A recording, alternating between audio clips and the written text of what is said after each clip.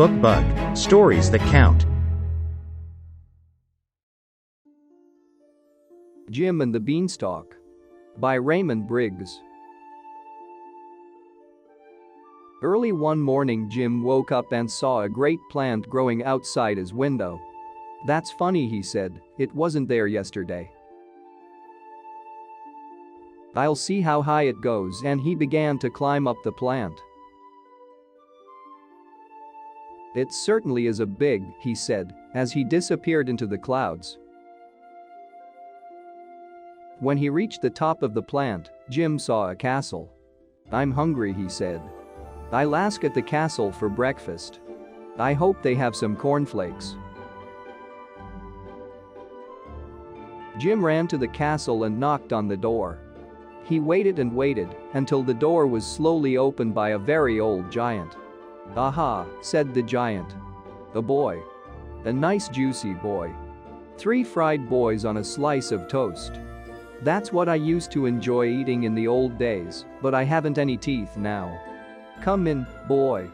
You are safe." The giant shared his breakfast of beef and beer with Jim. "Is your name Jack?" he asked. "No," said Jim, "it's Jim."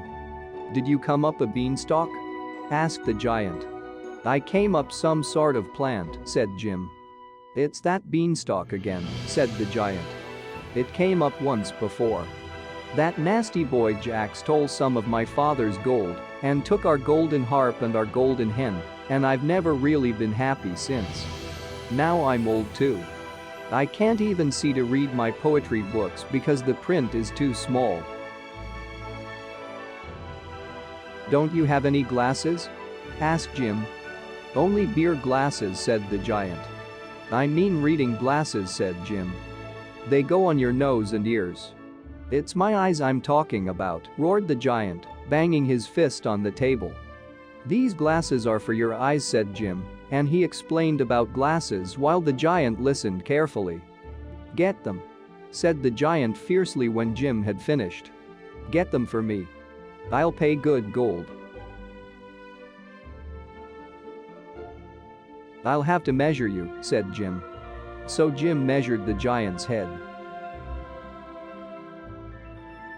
The giant gave Jim a gold coin, and Jim climbed down the beanstalk as fast as he could, holding tight to the coin.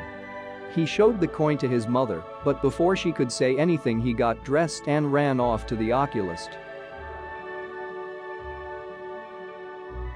The oculist could hardly believe his eyes when he saw the giant gold coin, but he set to work straight away. He worked all night, and in the morning the glasses were ready. Jim carried them home. Then he tied them on his back and climbed up the beanstalk. The giant loved his glasses. He put them on and began reading rhymes to Jim. "You're a good boy," he said. "Now I can see you properly.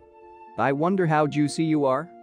I can't eat anything much nowadays because I don't have any teeth." "Why don't you have false teeth?" asked Jim. "False teeth?" roared the giant. "Never heard of them." So Jim explained about false teeth while the giant listened carefully. "Get them," said the giant when Jim had finished. "Get them for me. I'll pay good gold."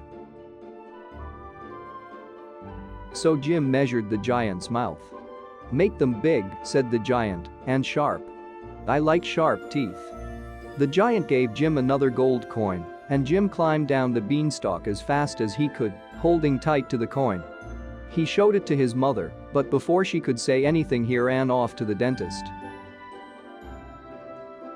The dentist could hardly believe his eyes when he saw the giant gold coin, but he set to work straight away. He worked all night, and in the morning the teeth were ready. Jim carried them home. Then he tied them on his back and climbed up the beanstalk. The giant loved his new teeth.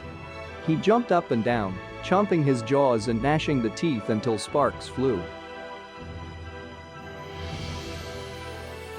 Then the giant sat down and looked at himself in a mirror and was suddenly sad again. "Ah," he said, "I used to be a good-looking lad. Great head of flaming red hair I had, and now look at me. Why don't you have a wig? Asked Jim. A wig? Roared the giant. Never heard of a wig. So Jim explained about wigs, while the giant listened carefully. Get one, said the giant when Jim had finished. Get one that's red and curly. I'll pay good gold. So Jim measured the rest of the giant's head. The giant gave Jim a gold coin, and Jim climbed down the beanstalk as fast as he could, holding tight to the coin. He showed the coin to his mother, but before she could say anything he ran off to the wig maker. The wig maker could hardly believe his eyes when he saw the giant gold coin, but he set to work straight away. He worked all night, and in the morning the wig was ready. Jim carried it home. Then he tied it on his back and climbed up the beanstalk. The giant loved his wig. I look about 100 years younger, he said. The giant put on all his best clothes and danced around the room, beaming at himself in the mirror. It's terrific. I'm glad I didn't eat you. After a minute he said gruffly, now look, boy, you've done wonders. I feel happy again. You'd better go now, before I feel like fried boy again. Jim said goodbye fast and ran to the beanstalk. He slid down it and landed in a heap. Above him the giant shouted, chop that beanstalk down, or I might come down and crunch you up with my new teeth. Seizing an axe, Jim swung mightily and chopped down the beanstalk. At that very moment the beanstalk fell, something else landed beside Jim with a thud. It was a giant gold coin wrapped in a giant piece of paper.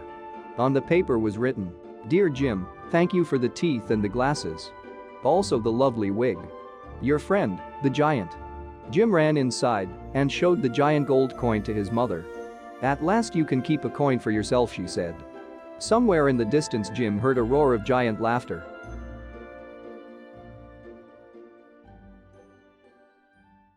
Stories that count. Subscribe now for more.